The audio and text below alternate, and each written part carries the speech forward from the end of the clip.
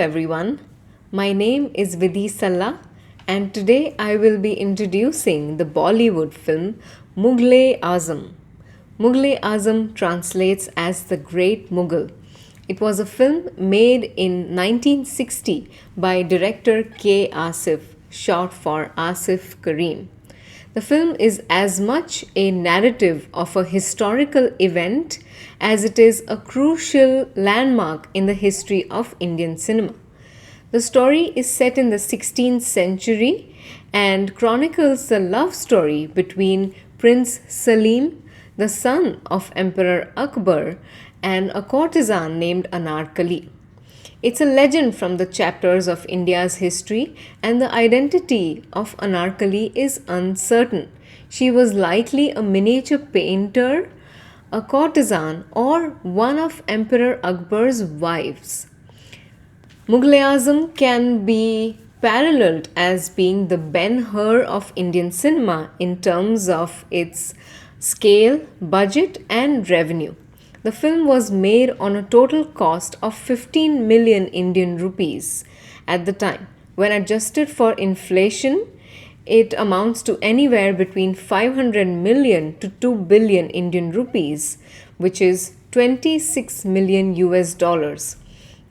Mughal-E-Azam cost more to produce than any Indian motion picture at the time. The budget of one song sequence of Mughal-E-Azam exceeded that of an entire film made at the time. Primary shooting for the film began in the year 1946, 14 years before its release. The film suffered major setbacks in terms of its production and crew because of India's independence and the partition between India and Pakistan in 1947.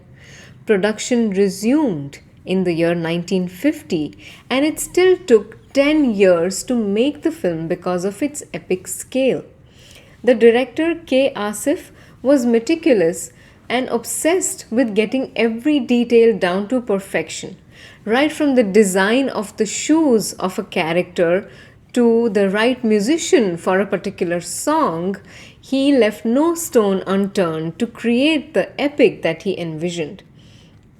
Mughal-E-Azam was commissioned to artisans all over India. Skilled tailors from Delhi were hired to make the Zardozi embroidered clothes. Zardozi is a form of embroidery that gained prominence during Emperor Akbar's reign, and it is done by using real gold and silver threads. One outfit of Zardozi takes 10 days to create, so you can imagine how many costumes per character might have been created for this film. The footwear was commissioned to craftsmen in Agra, the jewelry made by master goldsmiths in Hyderabad, the crowns were designed in Kolhapur, and the best blacksmiths in Rajasthan manufactured the armory. There is a statue of Lord Krishna that the mother of Prince Salim is seen worshipping in the film. That was made in real gold. The release of Mughal-E-Azam was as grand as the film itself. It premiered at the biggest theatre in Bombay. The film reels of Mughal-E-Azam arrived on a decorated elephant accompanied by the music of bugles and shehnai, which is a type of Indian trumpet. The cinema's foyer was decorated to resemble a Mughal palace.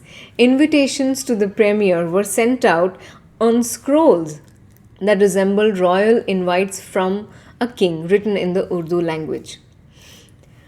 Melodrama, heightened emotional acting, and verbose monologues are characteristic of many Bollywood films of 50s and 60s.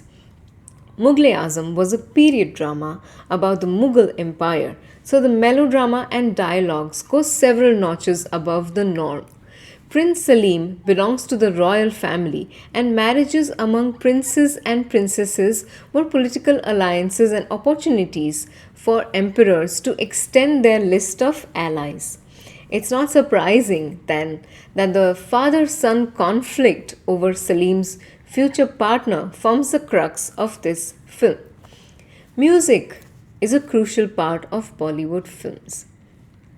Films made in the 50s and 60s were heavily inspired by folk and Indian classical music.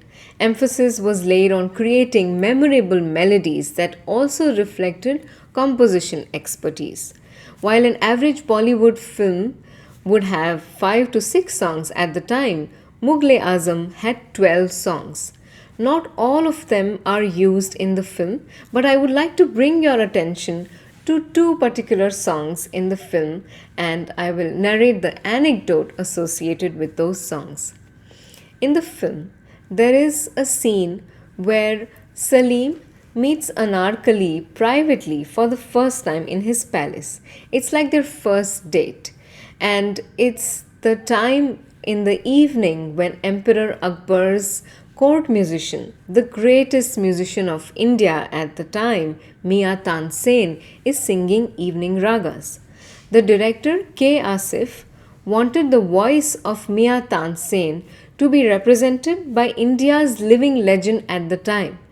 This musician's name was Ustad Bade Ghulam Ali Khan.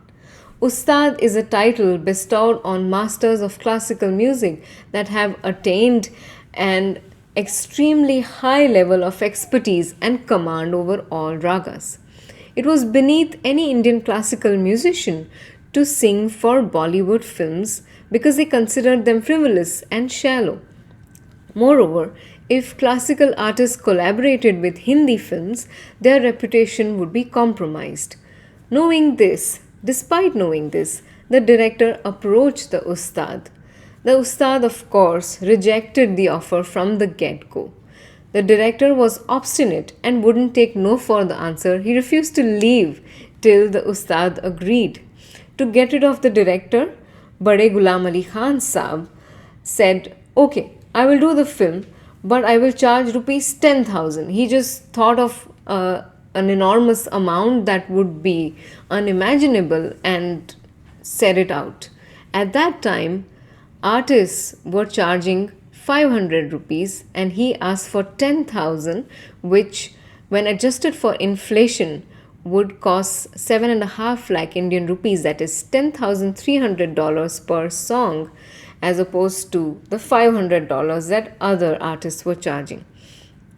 The director agreed.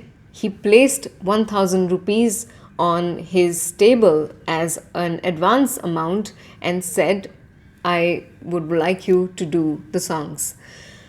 The Ustad sang not one but two songs in the film, one when Prince Salim is born and another when Salim falls in love.